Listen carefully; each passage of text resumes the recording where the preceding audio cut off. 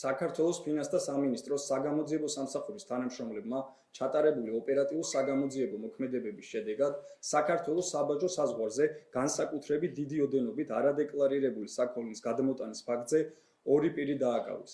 გამოძიებით დადგინდა, რომ წინასწარ შეთანხმებით ჯგუფის წევრებმა ერთ-ერთი კომპანიის სახელით საბაჟო დეკლარაციაში ყალბი მონაცემები შეიტანეს და საქონლის საბაჟო ღირებულება 536.028 ლარის ნაცვლად 48.502 ლარით დაადეკლარირეს.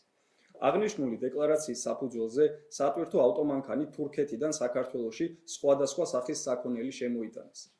ოპერატიული ინფორმაციის საფუძველზე ჩატარებული ავტომანქანის დათვალიერების შედეგად დადგინდა, რომ დეკლარაციაში მითითებული საქონლის უმეტესი ნაწილის ნაცვლად აღმოჩნდა 536.028 ლარის საბაჟო ღირებულების არადეკლარირებული საქონელი. მათ შორის სუნამოები, ჰიგიენის საშუალებები, ოთახის არომატიზატორები, სანტექნიკის ინვენტარი, ენერგეტიკული სასმელები, ტკბილეული და სხვა სახის პროდუქცია.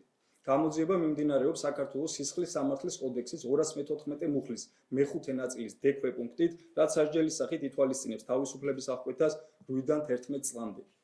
საქმეზე გრძელდება გამოძიება დანაშაულებრივი ჯგუფის სხვა წევრებისა და დანაშაულის დამატებითი ეპიზოდების გამოვლენის მიზნით.